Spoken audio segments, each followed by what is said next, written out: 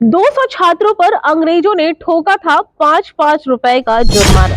गीत से राष्ट्रगीत बनने की वंदे मातरम की अनोखी कहानी। नमस्कार, मैं हूं अनीशा और आप देख रहे हैं हमारे इस वीडियो में एक नई कहानी कि किस तरीके से बंकिम चंद्र चट्टोपाध्याय द्वारा लिखी गई वंदे मातरम गीत राष्ट्रगीत बन गई। लेकिन उससे पहले आप सभी हमारे चैनल को सब्सक्राइब कर लीजिए ताकि हम आप तक ऐसी ही कुछ अनोखी कहानियां ला सकें। तो चलिए शुरू करते हैं। आज 7 नवंबर है। आज ही के दिन, आज से 150 साल पहले बंकिम चंद्र चट्टोपाध्याय ने अपने कलम से वंदे मातरम गीत को लिखा था। यह एक ऐसी गीत है जिसे उस दौरान जो भी भारतीय सुनता था उनमें एक अलग ही जोश और जुनून दौड़ पड़ता था। उनके अंदर ऐसी शक्ति आ जाती थी कि मानो चुटकियों में वो अंग्रेजों द्वारा किए जा रहे अत्याचारों को गिरा सके।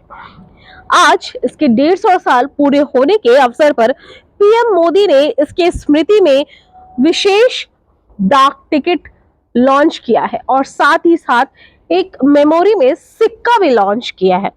ये तो थी अब तक की कहानी, लेकिन कैसे इस गाने को बंकिम चंद्र चट्टोपाध्याय ने लिखा, क्या थी इसकी कहानी, किस तरीके से संघर्ष कर इस गीत को राष्ट्रगीत में तब्दील किया गया, वो हम आपको बता रहे हैं। भारत में ब्रिटिश हुकूमत थी।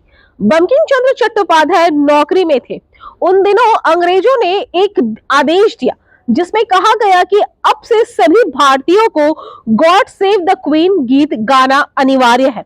भारत की धरती पर विदेश शासक के प्रशंसा में गीत गाने का यह फरमान बंकिम चंद्र चट्टोपाध्याय समेत लाखों भारतीयों को किसी भी हाल में मंजूर नहीं था।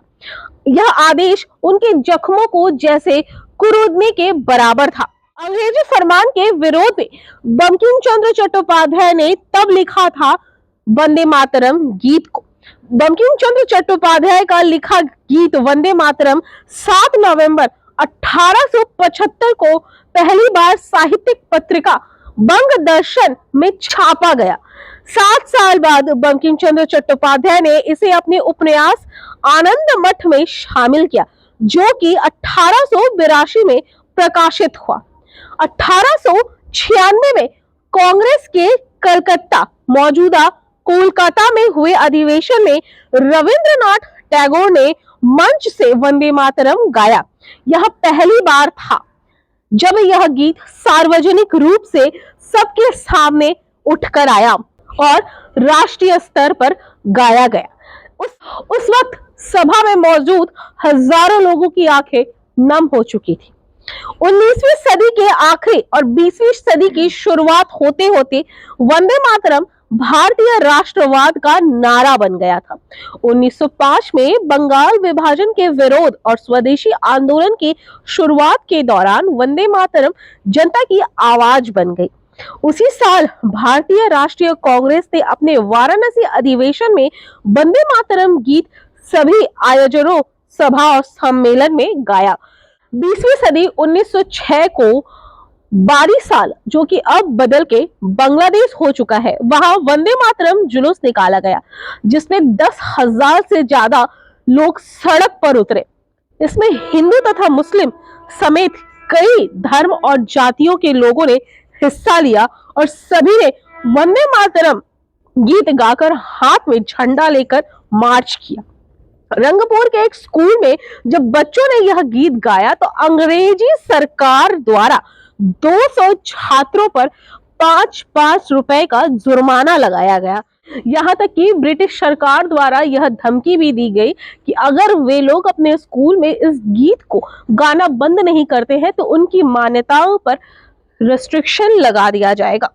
उस समय छात्र ने कक्षाएं छोड़ दी, जुलूस निकाले और पर यह गीत गाना नहीं छोड़ा।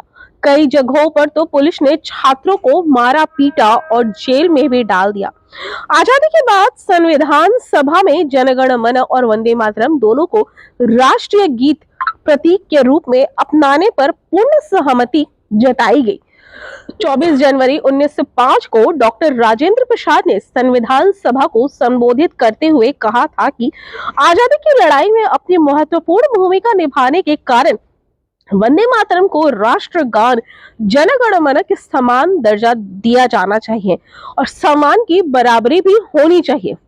बाद में डॉक्टर राजेंद्र प्रसाद के बयान को माना गया। उसी दिन से रविंद्रनाथ टैगोर द्वारा लिखे गए जन गण मन को देश का राष्ट्रगान और बंकिम चंद्र चट्टोपाध्याय द्वारा लिखे गए वंदे मातरम को राष्ट्रगीत के तौर पर अपनाया गया।